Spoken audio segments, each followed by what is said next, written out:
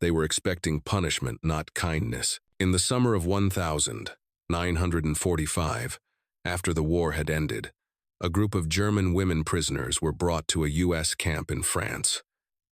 Dirty, trembling, and hungry, they braced for humiliation. They had heard the stories American soldiers hated Germans. But when the camp gates opened, they smelled something unfamiliar. Honey butter melting over grilled corn, and men in uniform smiling instead of shouting. One soldier quietly placed a plate before a young nurse named Elsa and said, "Ma'am, you must be starving." She froze. That word, ma'am. No one had called her that in months. What followed wasn't just a meal, but a moment that rewrote how enemies saw each other and how humanity found its way back through hunger, warmth, and forgiveness. The spring of 1945 had brought silence to Europe, but it was not the silence of peace. It was the silence that follows catastrophe, the kind where smoke still rises from distant cities, where roads are clogged with the displaced, and where no one quite knows what comes next. Elsa Hoffman had been a nurse for 3 years. At 26, she had seen more death than most people witness in a lifetime. The field hospital where she worked had moved 7 times in 18 months, always retreating, always one step ahead of collapse. She had stitched wounds by candlelight, held hands through final breaths, and learned to recognize the smell of gangrene before she even entered a tent. When the hospital was overrun in late April, she and 14 other nurses were separated from the remaining medical staff. No explanations. No farewells. Just orders barked in a language she barely understood, and rough hands guiding them onto the back of a military truck. The journey west took 4 days. They slept on hard benches, relieved themselves in buckets, and received 1 meal a day, thin soup and stale bread. Elsa tried to keep the younger ones calm. Greta, only 19, cried every night. Margrethe, stern and 43, whispered prayers in the dark. No one knew where they were going, but the rumors were enough to freeze the blood. The Americans torture prisoners, someone whispered on the second night.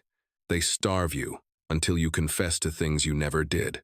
I heard they separate families forever, another added. Send you to work camps in the desert. Elsa said nothing. She had treated American soldiers before young men with farm town accents and photographs of sweethearts tucked into their pockets. They bled the same. They cried for their mothers the same. But war had a way of turning people into something unrecognizable. She did not know what to expect. On the morning of the 5th day, the truck rumbled to a stop. The canvas flap was pulled back, and harsh sunlight flooded in. Elsa blinked against the brightness. When her eyes adjusted, she saw tall wire fences, wooden watchtowers, and rows of low barracks. A sign in English hung above the gate, but she could not read it. An officer stepped forward. He was older, gray at the temples, his uniform crisp despite the dust. He said something in English, then gestured for them to climb down. The women hesitated. Greta clutched Elsa's arm. "They will hurt us," she whispered. "We don't know that yet," Elsa replied, though her own heart hammered in her chest. One by one, they climbed down. Soldiers stood along the perimeter, rifles slung over their shoulders, but no one shouted. No one raised a weapon. The women were led through the gate and into a large open yard. The dirt beneath their feet was dry and pale, the sky cloudless. A young soldier stood near the entrance to one of the barracks. He could not have been older than 22. His uniform was wrinkled, his face sunburned. When Elsa walked past, he met her eyes. There was no malice there, no hatred, just fatigue. She looked away quickly, unsure what to make of it. They were brought to a long wooden building and told to wait. The air inside was cooler, dim. Someone handed them tin cups of water. Elsa drank hers in 3 gulps, her throat aching with relief. Around her, the other women whispered anxiously, but exhaustion had begun to dull their fear. Elsa leaned her head against the wall and closed her eyes. She thought of her mother's kitchen in Stuttgart, the smell of rye bread baking, the sound of rain on the windowsill. She wondered if the house was still standing. She wondered if anyone she loved was still alive. Somewhere outside, a voice called out in English, Footsteps echoed on the wooden planks, and beneath it all, faint but unmistakable, came a smell she had not encountered in years. Something sweet, something warm. She opened her eyes and frowned. Greta had noticed it too. "What is that?" the girl whispered. Elsa had no answer, but for the first time in weeks, the knot in her chest loosened just a little. The officer who addressed them spoke slowly, as if hoping sheer repetition might bridge the language gap. He stood at the front of the barracks, hands clasped behind his back, his tone measured and calm. A younger man stood beside him, a translator. Perhaps, though his German was halting and uncertain. "You are prisoners of war," the translator said. "But you will be treated according to international law. You will receive food, shelter, and medical care. You will not be harmed." The words hung in the air. Elsa glanced at Margarethi, whose expression remained skeptical. Greta's fingers were white around the rim of her empty cup. "We have prepared quarters for you," the translator continued. "You will be assigned to barracks. There are latrines and washing facilities. Tomorrow, there will be an inspection by medical personnel." Someone behind Elsa muttered, "They say that now. Wait until the gates close." The officer seemed to sense the distrust. He said something in English to the translator, who nodded and turned back to them. "The commander wishes you to know that his men have been instructed to show respect. If anyone behaves otherwise, you are to report it immediately." Elsa almost laughed. Report it to whom? But she kept her face neutral. They were divided into two groups and led to separate barracks. Elsa's group included Greta, Margaretha, and 5 others. The building was simple but clean wooden bunks lined each side, with thin mattresses and folded blankets stacked at the foot of each bed. A small stove sat in the center, unlit. Windows on both sides let in the afternoon light. It was not home. But it was not a cellar or a barn floor either. Elsa chose a bunk near the window. She set down the small bundle of belongings she had managed to keep: a comb, a photograph, a handkerchief, embroidered by her mother. Greta took the bunk beside her, silent and pale. Marguerite stood in the center of the room, surveying the space with narrowed eyes. "Don't let your guard down," she said to no one in particular. This could still be a trap. Elsa wanted to argue, but she had no evidence to offer. So she sat on the edge of her bunk and waited. The hours passed slowly. Outside, the camp was alive with activity. Voices called out in English. Trucks rumbled past. Somewhere, a radio played music.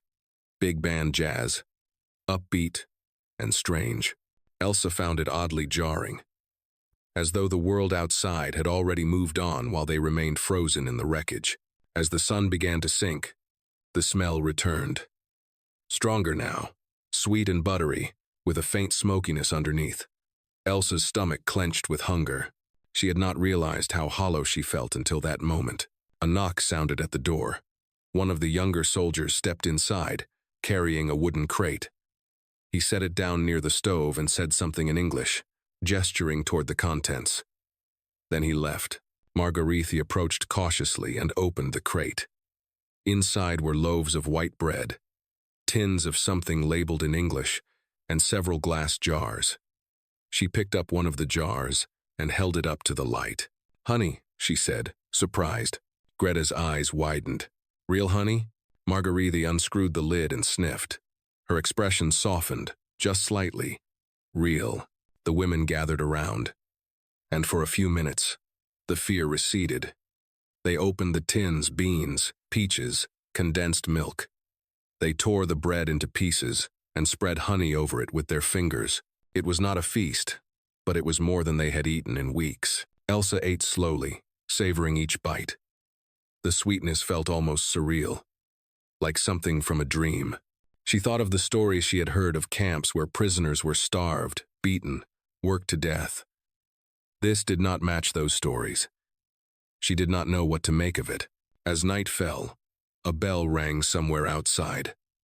The women instinctively tensed, but no one came to the barracks. The camp grew quieter. Through the window, Elsa could see lights glowing in the distance and shadows moving between the buildings. She lay down on her bunk and pulled the blanket over herself. It smelled faintly of soap. Beside her, Greta whispered a prayer. Across the room, Margarethy sat upright, still watchful. Elsa closed her eyes, but sleep did not come easily. Her mind replayed the day, the officer's calm voice, the young soldier's tired eyes, the jar of honey sitting on the table. None of it made sense. And yet, for the first time in months, she felt something other than dread. She felt uncertainty. And uncertainty, she realized, was almost like hope. Elsa woke before dawn. The barracks were still dark, save for a thin strip of gray light creeping through the window. Around her, the other women slept, some curled tight beneath their blankets, others sprawled across the narrow bunks.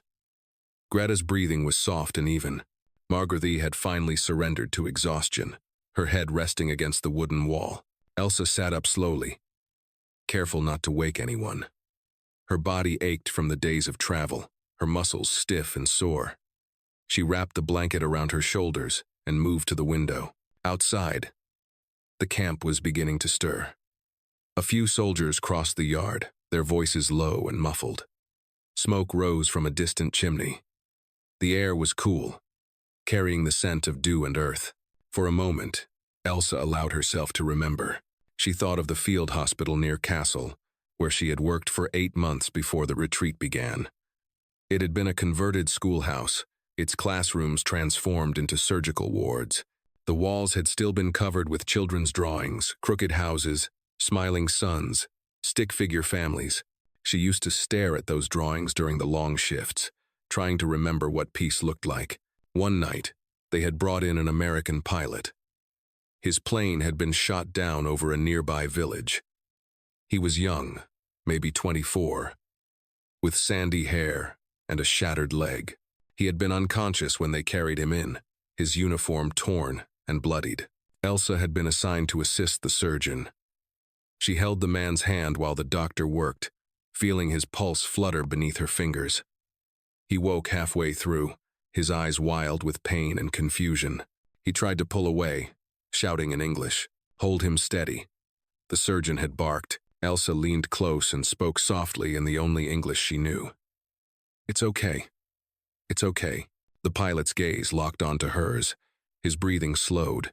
He stopped fighting.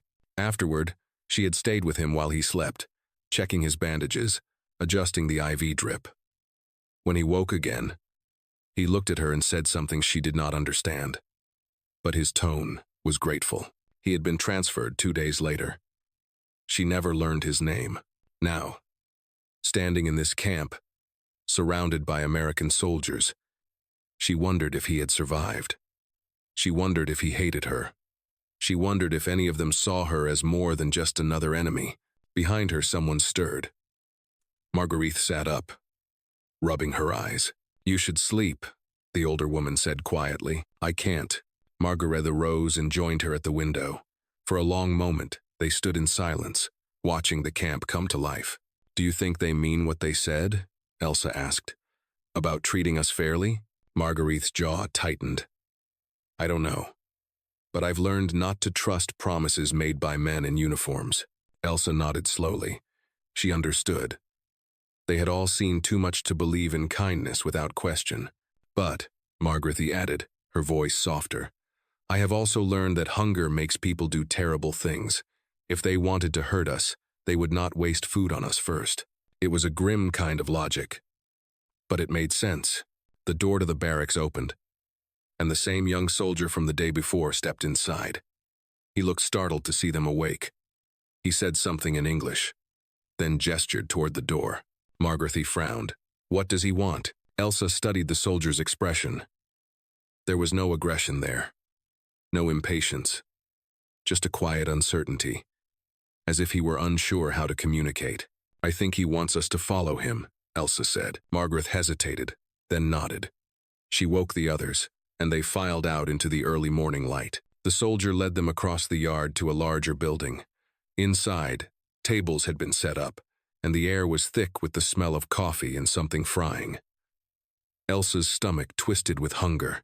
At the far end of the room, several soldiers stood behind a long counter. They were serving food. Greta grabbed Elsa's arm. Is this real? Elsa did not answer. She could not. They were given tin plates and cups. One by one, they moved down the line. A soldier spooned scrambled eggs onto Elsa's plate. Another added a thick slice of bread. A third poured coffee into her cup. Real coffee, dark and steaming. And then, at the end of the line, there was a platter piled high with something golden and glistening. Corn on the cob, grilled and dripping with melted butter and honey.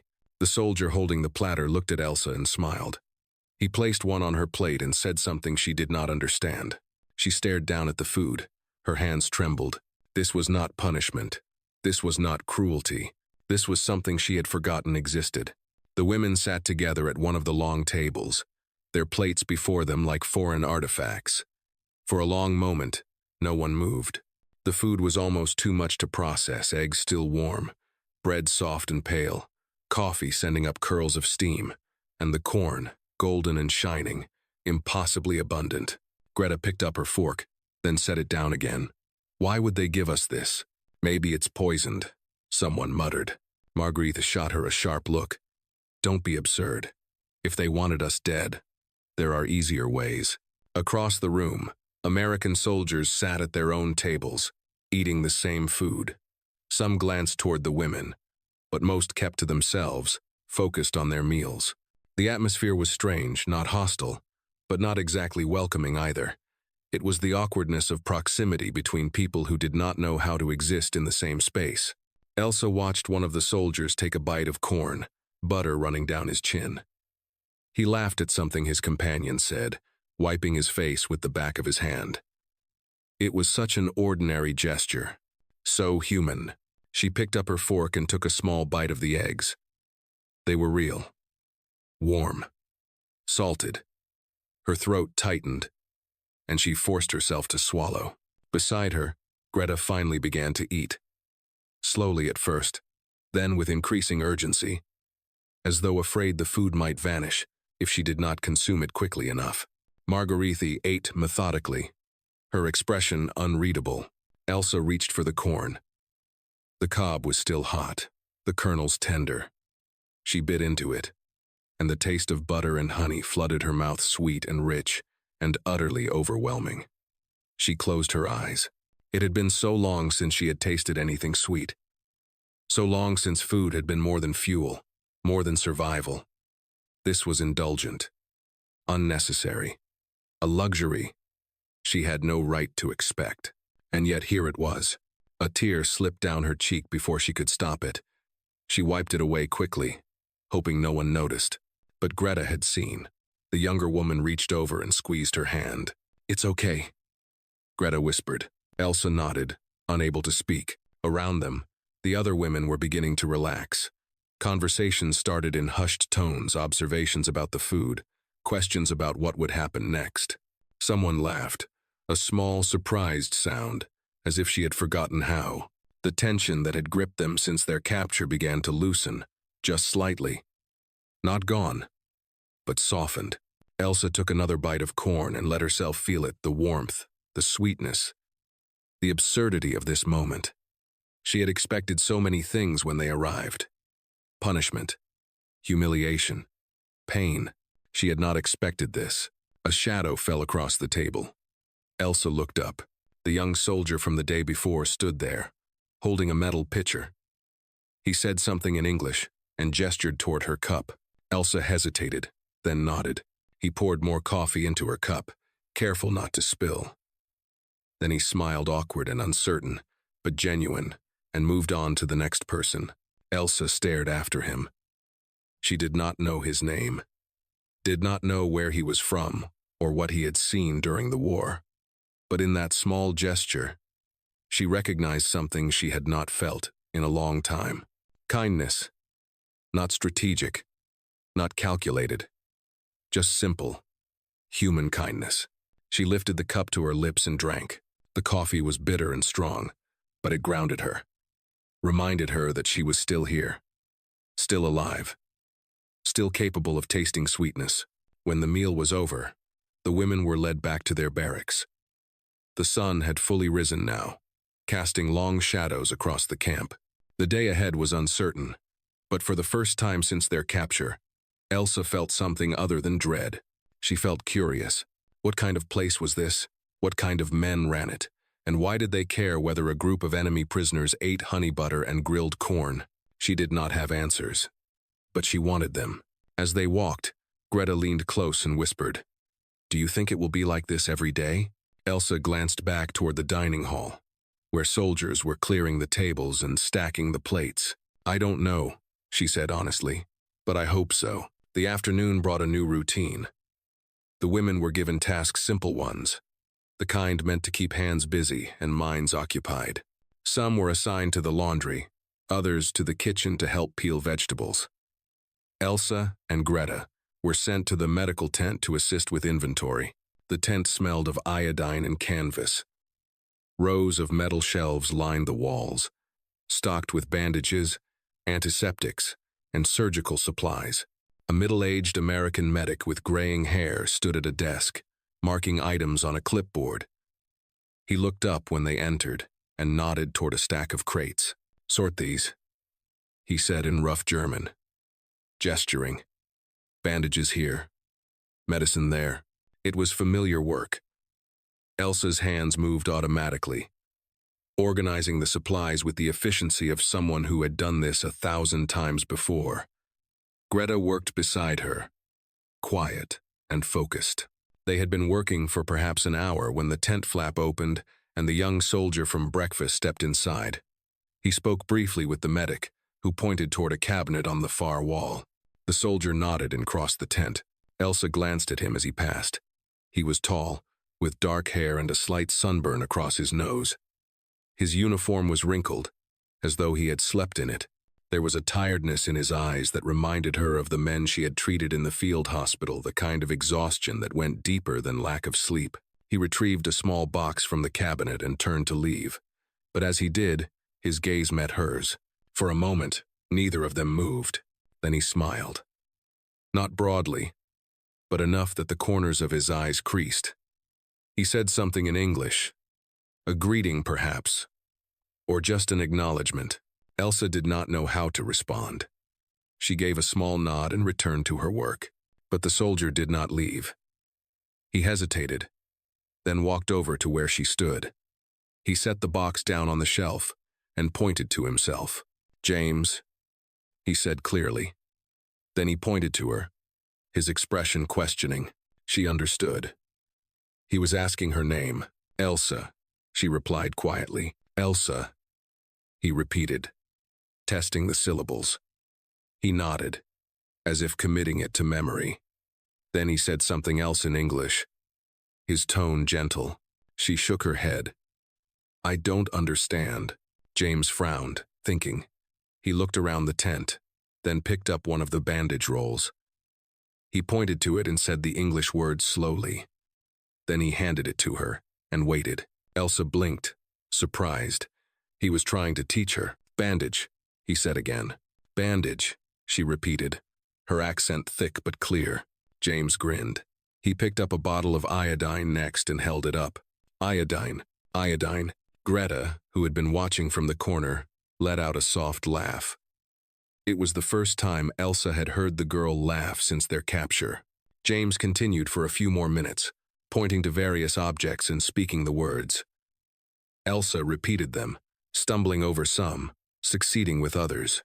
It was absurd, this impromptu language lesson in the middle of a prisoner camp. And yet, it felt strangely normal. Eventually, the medic called out to James, and the young soldier straightened. He gave Elsa a small wave and said something she did not catch. Then he left. Greta moved closer, her eyes wide. "Do you think he was being kind? Or is this some kind of trick?" Elsa did not know. She thought of the way James had smiled, the patience in his voice as he repeated the words. There had been no mockery there, no cruelty. "I don't think it was a trick," she said finally. That evening, the women were given more food stew this time, thick with vegetables and meat. It was simple, but filling. And once again, there was bread, with butter and honey. Elsa ate slowly, savoring each bite. Across the table, Marguerite watched her with a thoughtful expression.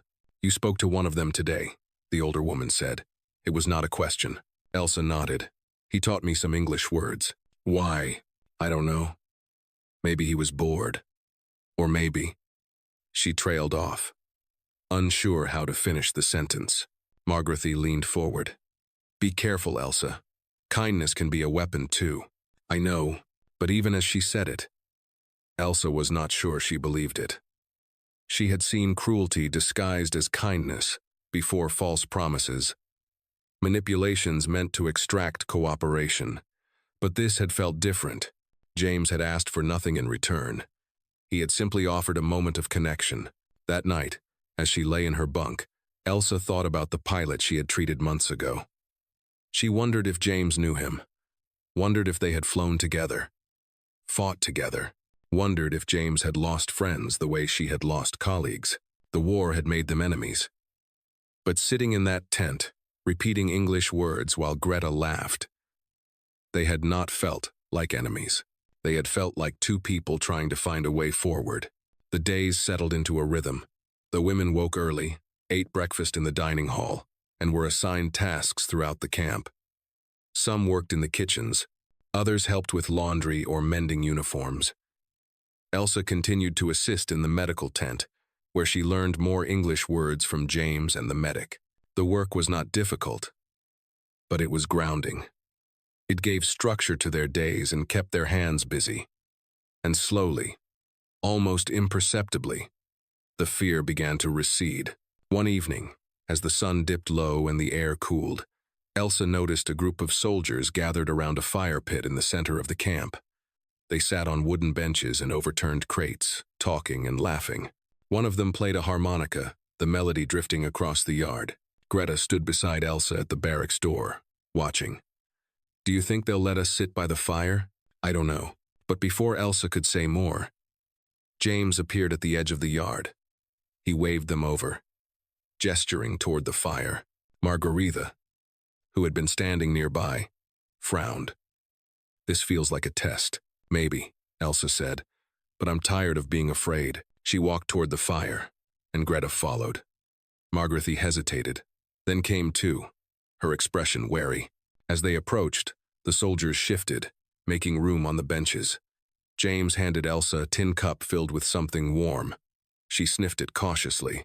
"Coffee," James said, smiling. She took a sip. It was strong and bitter, but it warmed her from the inside out. They sat in silence for a few minutes, the fire crackling between them. The harmonica player continued his tune, something slow and melancholy. Around the circle, faces flickered in the firelight, some young, some older, all worn by war. Finally, one of the soldiers spoke. He was older than the others, with a thick beard and a scar running along his jawline. He spoke in halting German, piecing together words carefully. "Where you from?" he asked, looking at Elsa. "Stuttgart," she replied. He nodded. "I was there, before the war." Beautiful city. Elsa's chest tightened.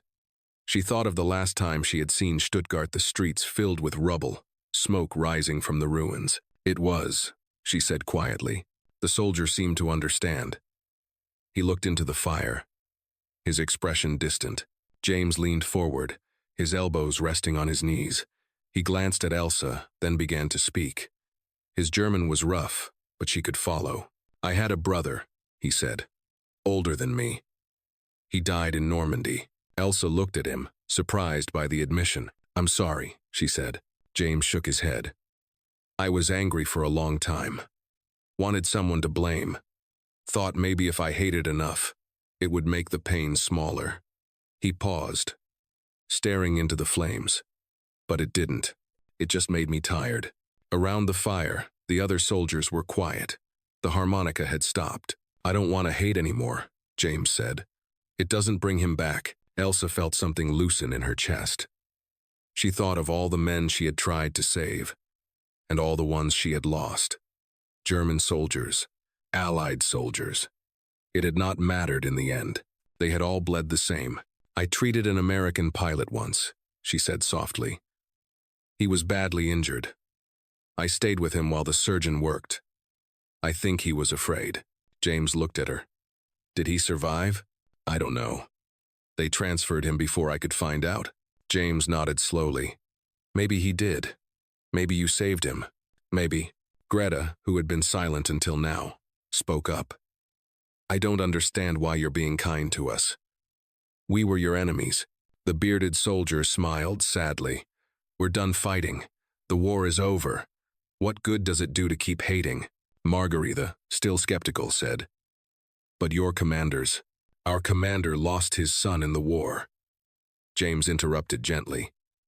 He doesn't want revenge. He wants it to be over. The fire crackled. Somewhere in the distance, a dog barked. Elsa took another sip of coffee. She thought about James's words, about the pilot she had treated, about the brother James had lost, about the thousands of lives cut short by a war none of them had started. I think, she said quietly, that we all just want to go home. James looked at her and nodded. Yeah, we do. They sat by the fire for another hour, speaking in fragments of German and English, sharing small stories of the lives they had left behind. It was not friendship, not yet, but it was something, a fragile bridge built from shared exhaustion and the universal desire for peace. When the fire burned low, the women returned to their barracks. Elsa lay in her bunk, staring up at the ceiling. Do you believe him?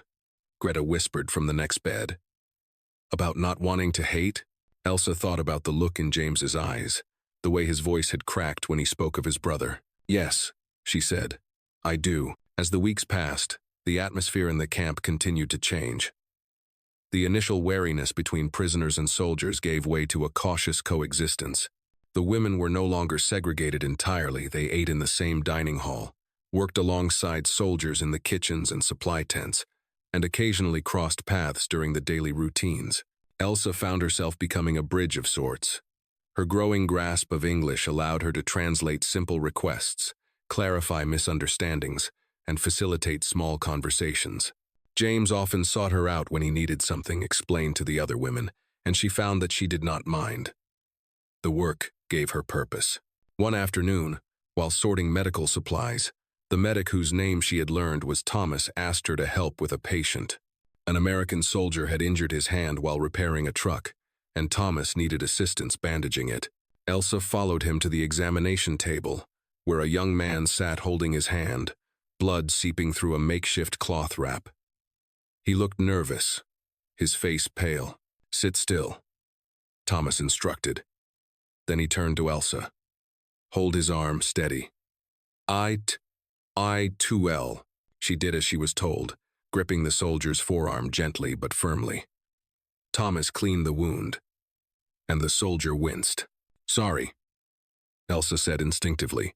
The soldier blinked, surprised. You speak English? A little. He managed a weak smile. That's more than I speak German. Elsa found herself smiling back. Then we are even. Thomas finished the bandaging and patted the soldier on the shoulder. You'll live. Try not to be so clumsy next time. As the soldier left, Thomas glanced at Elsa. You're good at this. Ever think about continuing nursing after the war? Elsa paused, the question catching her off guard. She had not thought beyond survival, beyond the next day. The idea of a future felt distant and abstract. I don't know, she admitted. I don't know what will be left when I go home. Thomas nodded, his expression understanding. War takes a lot from us. But it doesn't take everything. You've got skill. That's something no bomb can destroy. The words stayed with her. That evening, the women gathered in their barracks after dinner. Someone had found a deck of cards, and a small group played a quiet game in the corner. Marguerite sat on her bunk, writing a letter to family she hoped still existed. Greta mended a torn blouse.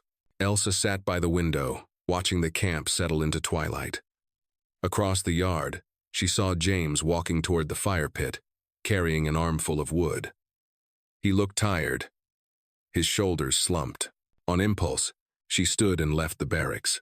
The air outside was cool, and the sky was streaked with orange and pink.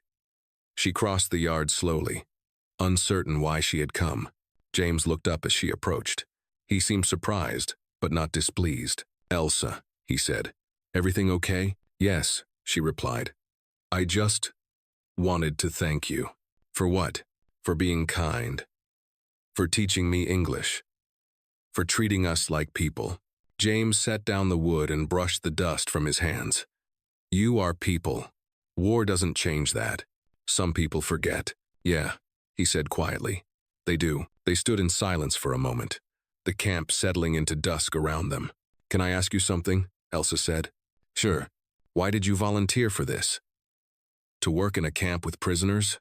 James looked toward the fire pit, where a few other soldiers were beginning to gather. "I didn't volunteer. I was assigned. But honestly, I'm glad I was. Sitting around with nothing but hate in your heart, it eats you alive. At least here, I feel like I'm doing something that matters." Elsa thought about that. About how easy it would be to let bitterness consume everything. About how much strength it took to choose something different. "Your brother would be proud of you," she said softly. James looked at her, his eyes glistening in the fading light. He did not speak, but he nodded. A week later, the camp received news that several of the women would be permitted to assist in the nearby field hospital. Medical staff were stretched thin, and trained nurses were needed. Elsa's name was on the list. She felt a surge of relief. This was familiar ground. This was where she could be useful. The hospital was housed in a converted warehouse 3 miles from the camp. Elsa and 2 other women were driven there each morning and returned in the evening. The work was demanding, treating injured soldiers, managing supplies, assisting with surgeries. But it felt right. It felt like reclaiming a part of herself that the war had tried to take. One afternoon, while changing bandages on a patient, she overheard 2 doctors talking near the door. "They're releasing more prisoners next month," one said. "Repatriation efforts are ramping up." Elsa's hands stilled. Repatriation. Going home. The thought should have filled her with joy. But instead, she felt only uncertainty. What was left to go home to? Her family's house might be rubble. Her friends might be dead or scattered. The country itself was shattered. And here, in this strange liminal space, she had found something unexpected. Not comfort, exactly, but purpose, connection, a reason to keep moving forward. That night, she lay awake in her bunk, staring at the ceiling. Beside her, Greta slept soundly. Across the room, Margrethe turned a page in the book she had borrowed from the camp library. Elsa thought about James and the conversations by the fire, about Thomas and his steady encouragement, about the soldier whose hand she had bandaged, who had thanked her in broken German. She thought about the honey, butter, and grilled corn, that first meal that had cracked open something inside her, a reminder that kindness still existed, that humanity could survive even the worst atrocities. The war had taught her to expect the worst. But this camp had shown her something different. It had shown her that people could choose to be better, that healing was possible, even when everything was broken. She closed her eyes and let herself hope, just a little, that the world beyond these fences might hold the same possibility. The announcement came on a gray morning in late June. The camp commander gathered all the prisoners in the central yard and delivered the news through a translator. Repatriation lists were being finalized. Within the next 6 weeks, most of the women would be sent back to Germany. The reaction was mixed. Some women wept with relief. Others stood in stunned silence, trying to process what this meant. Greta grabbed Elsa's arm, her face bright with hope. "We're going home," she whispered. "We're really going home." Elsa forced a smile, but her chest felt tight. Home. The word seemed to carry less weight than it once had. Margarita, standing nearby, looked more pragmatic. Home to what?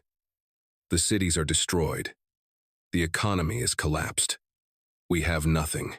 We have our lives, someone said. For now, the women returned to their barracks in small groups, conversations buzzing with anxiety and tentative optimism. Elsa walked slowly, her mind distant. James found her that afternoon near the medical tent.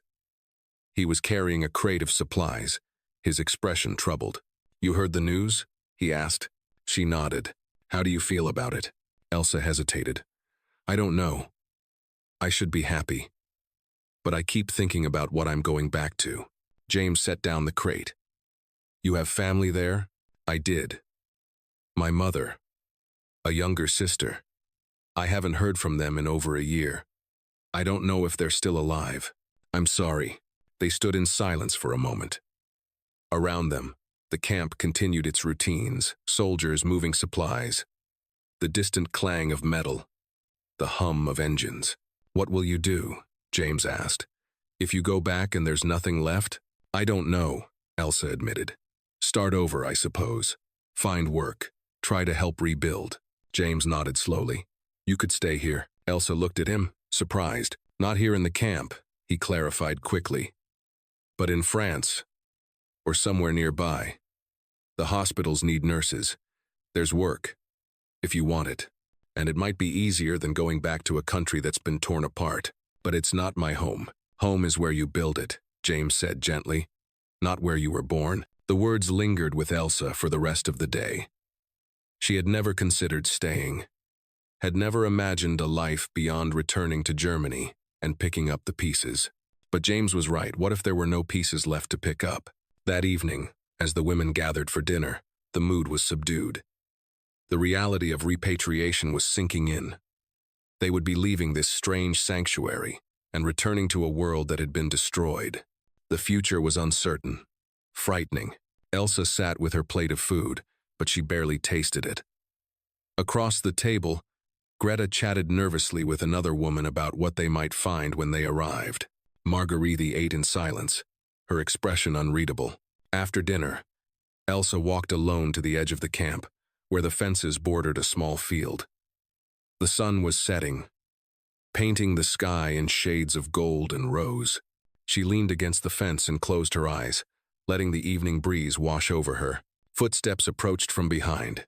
She did not need to turn to know who it was.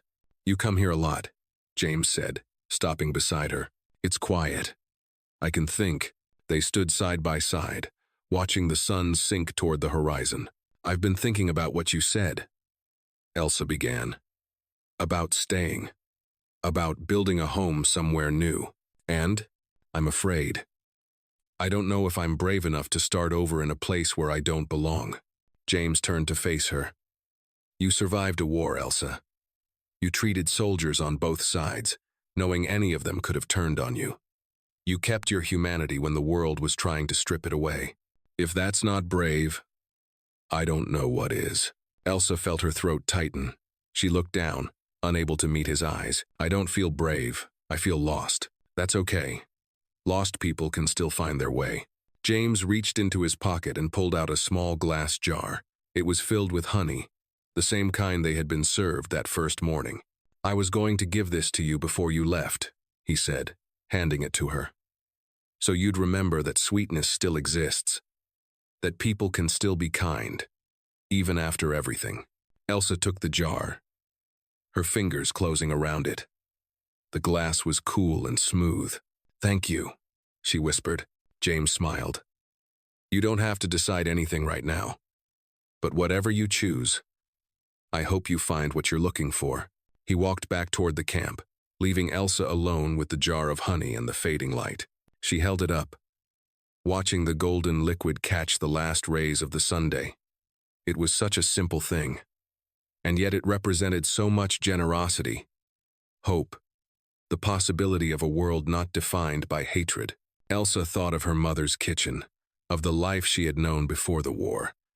She thought of the rubble that might be waiting for her in Stuttgart, and she thought of this camp, this strange place where enemies had learned to see each other as human beings. She did not know what she would choose, but for the first time in a long time she felt like she had a choice, and that in itself was a kind of freedom. The morning of departure arrived with unseasonable cold. The sky was overcast, and a light drizzle fell across the camp. Elsa stood in the barracks, packing the few belongings she had accumulated: a change of clothes, the photograph of her mother, the jar of honey wrapped carefully in cloth. Around her, the other women prepared in silence. Greta moved slowly, her earlier excitement tempered by the reality of what lay ahead. Margrethe sat on her bunk, fully dressed, her bag already packed. She stared at the wall, her expression distant. "Are you ready?" Elsa asked softly. Margrethe looked at her. "No, but I don't think I ever will be." They were called to the yard at midday. 3 trucks waited, engines idling. A group of soldiers stood nearby. Some of the same men who had served them meals, worked alongside them, sat with them by the fire. Elsa scanned the crowd, looking for James. She spotted him near the back, standing with his hands in his pockets, his face drawn. The camp commander stepped forward and spoke briefly, his words translated by a young officer. He thanked the women for their cooperation, wished them well, and assured them that arrangements had been made for their safe passage to the processing centers in Germany. One by one, the women climbed into the trucks. Elsa helped Greta up, then turned to take one last look at the camp. It was just a collection of buildings and fences, a temporary place, meant to hold people in transition. And yet, it had become something more. It had become a place where she had learned that hope could survive hatred, that people could choose kindness, even when it would have been easier to choose cruelty. "Elsa," she turned. James had approached, his expression uncertain. "I wanted to say goodbye," he said. "I know." They stood facing each other, the drizzle falling softly around them. Elsa wanted to say something meaningful, something that would capture everything she had felt over these weeks. But words seemed inadequate. "Thank you," she said finally, "for everything." James nodded. "Take care of yourself. And don't forget, you're stronger than you think." "I'll try to remember."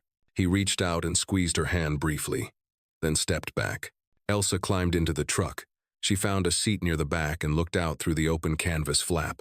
James stood in the yard, watching. He raised his hand in a small wave. She waved back. The truck lurched forward, and the camp began to recede. Elsa watched until the fences disappeared from view, replaced by empty fields and distant trees. Beside her, Greta leaned her head against the side of the truck, tears streaming down her face. "What if there's nothing left?" the girl whispered. "Then we'll start over," Elsa said, more confidently than she felt. The journey took 2 days. They stopped at a transit camp along the way, where they were given more food and allowed to rest. The conditions were harsher here, fewer supplies, more people, a sense of chaos barely contained.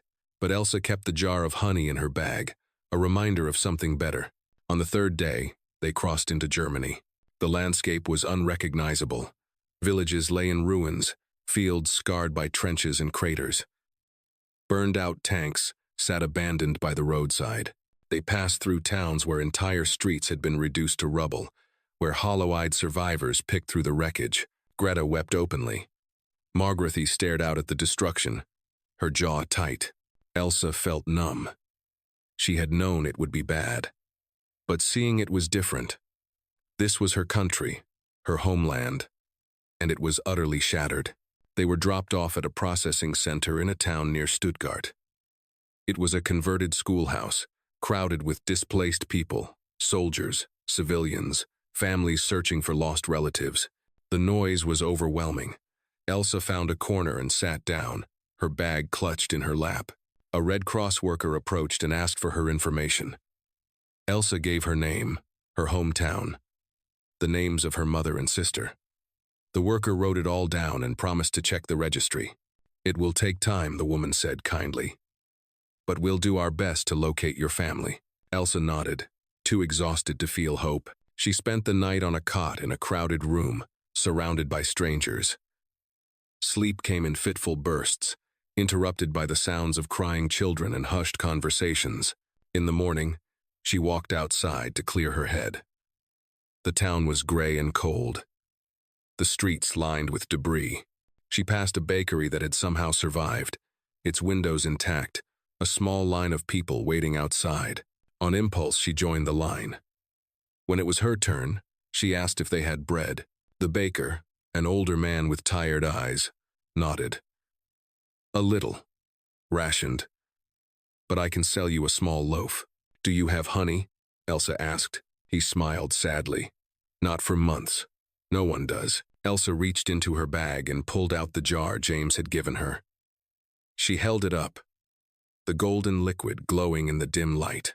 Would you trade this for bread? She asked. For me and a few others? The baker stared at the jar, his eyes widening. Where did you get that? A gift, from someone kind. He took the jar reverently, turning it in his hands. I can give you 3 loaves. Maybe more. If you wait. 3 is enough. Elsa returned to the processing center with the bread and found Greta and Margaretha. They sat together in a quiet corner and shared the meal, tearing off pieces and eating slowly. This is good, Greta said, her voice small. It is, Margaretha agreed. Elsa thought of James, of the fire pit and the conversations, of the jar of honey she had just traded away. She did not regret it. The honey had been meant to remind her that sweetness still existed, and now, by sharing it, she had passed that reminder on to others. We'll be okay, she said quietly. Somehow. We'll be okay. 23 years had passed. Elsa stood in the kitchen of her small home in Frankfurt, sunlight streaming through the window. The space was modest but warm, clean countertops, a worn table, photographs pinned to a corkboard on the wall. She was 50 now, her dark hair streaked with gray, her hands marked by years of work. She had found her mother and sister alive, though her sister had married and moved to Hamburg. Her mother had passed away 4 years ago, peacefully, in the home Elsa had helped rebuild. The country had recovered slowly, painfully, but it had recovered, and so had she. Elsa worked as a nurse at a local hospital. She had never married, though she had come close once. In the end, she had found fulfillment in her work, in helping others, in building a quiet life that felt like her own. The front door opened, and a young woman entered, carrying a bag of groceries. She had her mother's sharp eyes and her father's practical demeanor. Hi, Mama, she said, setting the bag on the counter. Elsa smiled. Hello, Anna. How was your shift? Long, but good.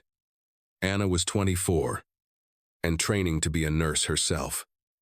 She had inherited her mother's steady hands and calm presence. They worked together to prepare dinner, moving in comfortable synchrony. As the vegetables simmered, Anna glanced at the corkboard, where an old photograph was pinned, a faded image of a group of women standing outside a barracks, their faces tired but hopeful. You were so young, Anna said, studying the photo. I was 26. Younger than you are now. Anna turned to her mother. Tell me again about the camp, about the American soldiers. Elsa had told the story before, but Anna never tired of hearing it. She poured 2 cups of tea and sat at the table, gesturing for her daughter to join her. When we arrived, we were terrified, Elsa began. We had heard stories about what happened to prisoners. We expected punishment, humiliation, maybe worse. But they gave you food instead. Not just food, honey butter and grilled corn. I remember thinking it was a dream, that I would wake up and it would all be gone. And the soldier who gave you the honey? Elsa smiled, a distant look in her eyes. James. He was kind. He had lost his brother in the war, and yet he chose not to hate. That took courage. Did you ever see him again? Elsa shook her head. No. I thought about trying to find him, years later, but I didn't know his last name, didn't know where he was from, and part of me thought it was better to leave it as it was a moment of grace in the middle of chaos. Anna sipped her tea thoughtfully. Do you ever wish you had stayed in France? You could have, right? You said they offered you work. I thought about it. But in the end, I needed to come home, to see if anything was left. To help rebuild. Elsa paused. I don't regret that choice. This is where I was meant to be. Did you hate them? The soldiers, I mean. After everything that happened during the war, Elsa considered the question carefully. At first, I didn't know what to feel. There was fear, confusion, anger at the situation. But hate, she shook her head. No, I had seen too much to hate individuals for the crimes of governments. James and the others, they were just men who wanted the war to be over. just like we were women who wanted the same thing. Anna reached across the table and took her mother's hand. "You're so strong, Mama," Elsa squeezed back. "I'm not strong. I just kept going. That's all any of us can do." That night, after Anna had gone to bed, Elsa stood at her bedroom window, looking out at the city lights. She thought about the camp, about the fire pit, about the taste of honey butter melting on warm corn. She thought about the choice she had made to trade that jar of honey for bread, and how it had felt right, how it had felt like passing on a gift that was meant to be shared. The world had changed so much since then. Germany had rebuilt. The wounds of war had scarred over, though they would never fully heal. But people had learned to live again, to laugh again, to find moments of sweetness amid the sorrow. Elsa pulled a small box from her dresser drawer. Inside was the photograph from the corkboard, along with a few other mementos, a letter from her mother, a dried flower from her sister's wedding, and a small piece of paper with English words written in pencil. Words James had taught her that day in the medical tent. Bandage, iodine, hope. She traced the letters with her finger, remembering his patient voice, his tired smile. She did not know what had become of him. Did not know if he had found peace after the war, or if the ghosts of his brother and the battlefield still haunted him. But she hoped he had found sweetness, too. Hoped he had built a life worth living, because that, she realized, was what the honey, butter, and grilled corn had really meant. Not just a meal, not just an act of kindness, but a reminder that even in the darkest moments, people could choose to offer something good to one another. That humanity was not defined by its worst impulses, but by its capacity to heal, to forgive, to move forward.